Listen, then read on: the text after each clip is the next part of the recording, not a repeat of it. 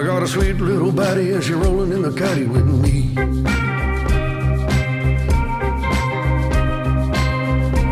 I got a sweet little baddie and she rolling in the caddy with me. I got a whole lot of pride for my Holy Ghost mama and she making sweet eyes to me. Don't let me down, sweet mama. Oh, sweet mama, don't let me down. Coming on this way, dying to get you in the palm of my hand, working the long con plan. If you knew the truth about me, baby girl, no way in hell you stay.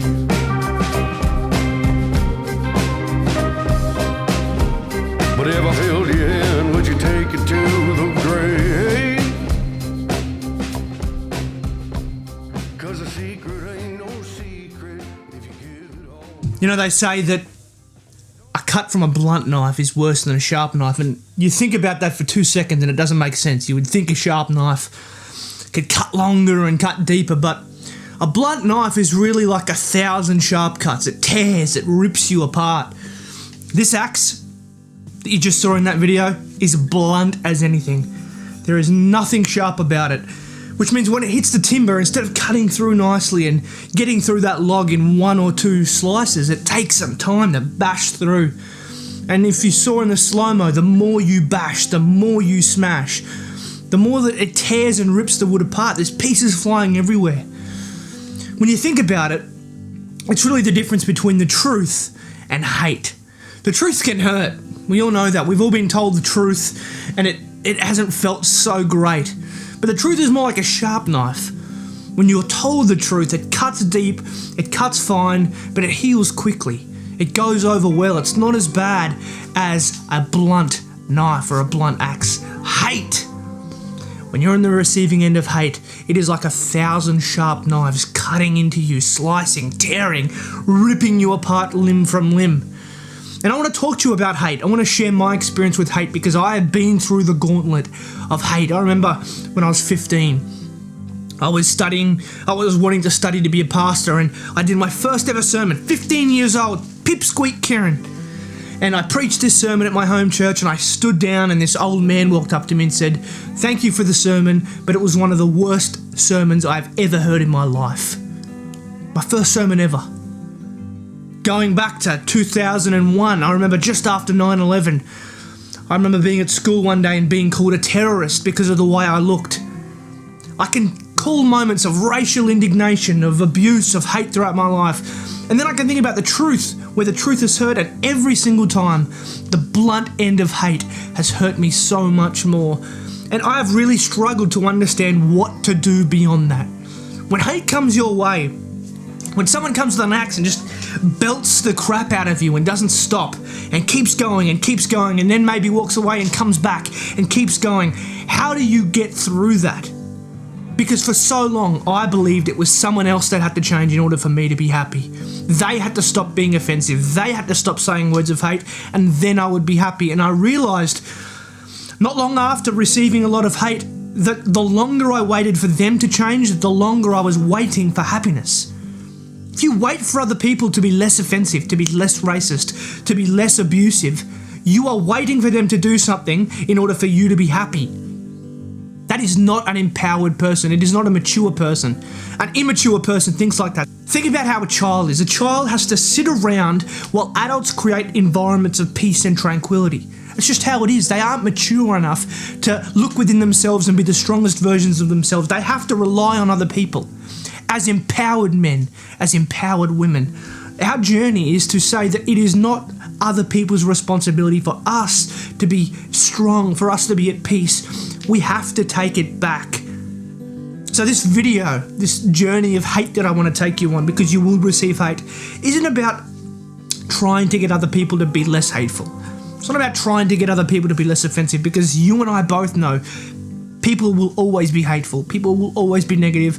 People will always be offensive, whether it's in your personal life, on Reddit, on the internet, on Instagram. We can't get away from it. But what you can do is choose to be the type of person that changes themselves. If you can make a choice in your life, you can make a choice to change. And I know this seems like victim blaming. Like if you're a victim of hate, really it shouldn't be you that changes. It should be the other person. But as empowered men and women, we can't wait. I'm not going to wait around watching someone swing an axe at me while I expect them to stop. I am going to make a difference. I am going to make a change. And that's what I want to show you today. You can take back power. You don't have to give it away and expect people to be something. You can say today that I will change so that hate has no place in my life. Hate does not affect me. And I want to show you how to do that.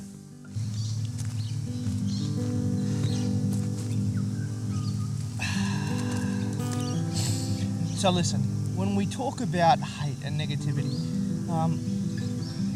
you can't hear me? Let me bring you closer.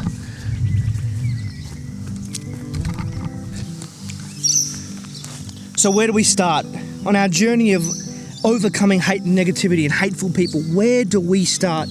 And again, most people want to start with the hateful person, with the oppressive person, but that is not the empowered attitude of a man and woman.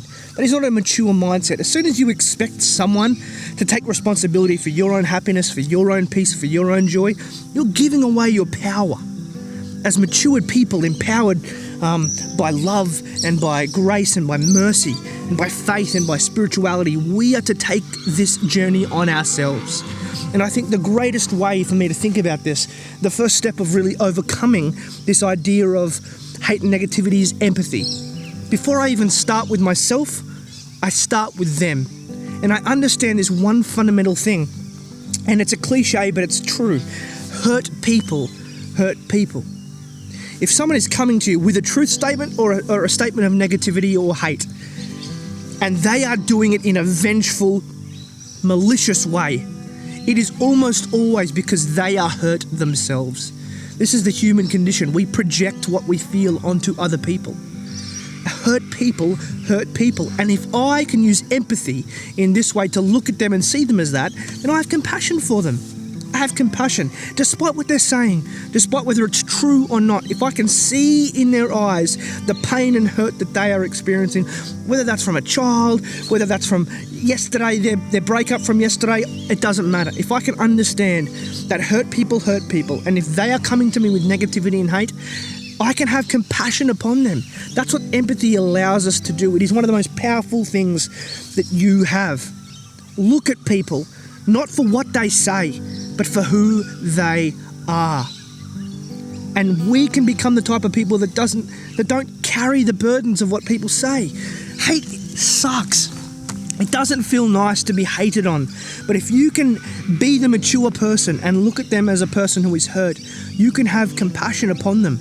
The second step of empathy is understanding yourself, and that's understanding that these people who are spreading hate do not know you. Now you may think, well, it's actually my mother and father that are the ones spreading hate. It's actually my brother, my best friend. They're the ones spreading hate. They know me better than anyone. But think about this. There are things in your life, in your mind, in your psyche that not even your best friend or mother or father knows. There's things within your psyche, within your framework, within your mindset that you can't even articulate in words. And if that's true, it means that someone who is looking at you with limited information, judging your choices, spreading hate, throwing negativity, the basis of what they are saying cannot stand because they don't know you.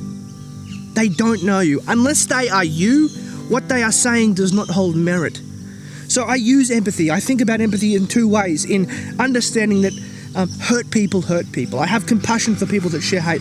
The man who walked up to me after my sermon, who said it was one of the worst sermons he'd ever heard, was probably a preacher himself. And maybe his first sermon, he experienced the same thing, and forevermore he never preached, and he felt this pain, and for some reason it felt good for him to bring others down when they were preaching. And so he would go around spreading hate about sermons and preachers because it made him feel better. If I can understand that story, I understand it's not about me. It's not a personal thing. It's him just expressing his own hurt. Because hurt people hurt people. It's a way for them to feel better. But the second thing is understanding that he doesn't know me. He doesn't know my story or how I got here. So he can say what he wants, but it should not affect me, because at the end of the day, my journey is my journey. And that is so important. I'm going round this world, going round it, pretty girl. I'm leaving, and I can't say when I'll be back around this way,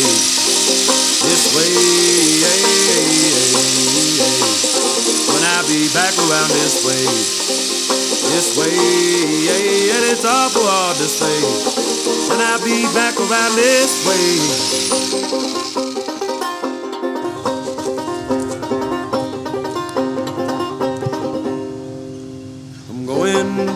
Across this land, I'll be that banjo picking man. It's been a long, long, long, long time that I had you on my mind, on my mind, that I had you on my mind, on my mind. It's tiring to be hateful. I mean, you swing an axe long enough and you'll get exhausted. It feels good for a moment. It feels good in that moment to swing the axe and hurt someone and know that they are feeling what you are feeling. But I heard this saying once, that what you behold, you become. And the problem with hate is the longer that you behold it, the longer that you share it, the longer that you spread it, the more it affects the one thing that will define you more than anything, and that's your worth. If you allow hate to be held in your heart, soon enough your worth will be defined by hate and negativity and disdain. And then you won't even be able to hear the sweet sounds of the birds because the wind's blowing like now. The wind will be blowing and chaos will reign in your mind and your spirit, and you will not be at peace. And all you will hear is the noise of the wind. And this really brings me to the second last point that I want to really talk about in protecting yourself against hate. And in my opinion, the most important thing: your worth. What you behold, you become. Now, this is going to sound like a woo-woo, new age, progressive idea, because I'm going to use the L word, but I want you to stay with me. In my experience, and I learned this from a young age, and I got this from my perspective of faith, but it doesn't matter if you're an atheist, or a believer, or a Hindu, or a Muslim, it doesn't matter. If you can fix your worth to something that cannot be moved or changed by hate or negativity, it doesn't matter what happens in your life, you know that you are worthy. And if your worth is secured, then you are secured. Remember, it is the one thing that defines us the most. In my opinion, again, whether you're a believer or not, if you can get to the place where you fix and behold your worth to unconditional love, then it doesn't matter what anyone else says. It doesn't matter what you do or how you act, or whether you fail or succeed, whether you get the opportunity, whether you get the girl or the boy. It doesn't matter, because your worth is fixed, and that allows you to not be defined by the past, not be defined by the hate, not be defined by the negativity or the bad comments. It allows you to move forward and look forward, knowing that your worth is fixed. You don't have to judge yourself or be worried about being judged. Now, why love? Because love in its purest form, again, is unconditional, meaning you don't have to qualify for it. It tells you that you are worthy. You are worthy no matter what. And that is the most important thing in guarding yourself from hate. If hate cannot affect your worth, at the deepest level, it cannot affect you. And so this goes both ways. If you are a person who is in this position where you feel yourself getting angry, you want to press the dislike on this video, you feel yourself welling up inside and getting angry because of hate, because you're hurt, understand that the longer that you hold that hurt, the longer that you hold that hate, you will become it. And the further away you will slip from joy and peace. At the same time, if you want to protect yourself from hateful and hurtful people, deepen and define your worth in love, unconditional love. And that brings me to my last point. Once you have fixed your worth on love, learn to embrace yourself. Shut the gates on your insecurities, because if the gates of your insecurities are shut, hate cannot get in.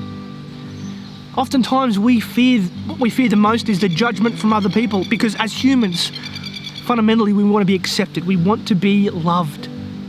And that means we will change ourselves, or we will hide ourselves in order for us to be loved and seen and heard. But that comes at the expense of leaving insecurity gates open. And when we leave insecurity gates open, hate can come in, whether it's hate from our own psyche or hate from someone else. Sometimes we are the perpetrators of hate against ourselves. You're not good enough. You suck. You're fat. You're too old. You're too young. We are the perpetrators of hate. And we do that because we leave the gates of our insecurities open and allow ourselves to be defined by hate instead of love. This is not a sprint. This is a marathon, and this takes time. I'm not saying this is easy, but as mature people, empowered people, it should be on us. As soon as we allow other people to dictate our peace and our joy and our worth, we give away the power for us to be whole people. And my simple video is this: take back power. If you can make a choice, you can make a change. And you do not have to give your worth or your peace or your joy away to people who don't have your best interest in mind. It gets tiring throwing axes. It feels good for a moment, but it gets exhausting. And the more you do it, the more your worth will be defined by hate. And if your worth is defined by hate, you may become a statistic of another person who doesn't see this life worthy enough because they don't see worth within themselves. And I'm here to tell you, if you're that person, you are worthy. This is how love defines you. This is the thing about love. It is simply you seeing how love defines you, not asking it. It's unconditional. Love has always defined you as worthy. It is just you being open to the reality of it. You are worthy, my friend. You are enough. Put down your axes and pick up love and hold it within your heart, and let's be people that take the power back and make choices to change when need be. Carry up, keep your feet on the ground. Hold me, I don't hold me down. Oh, carry me, but keep my feet on the ground. Keep my feet on the ground. Hold you, I won't hold you down. Carry you, but keep your feet on the ground. Ooh.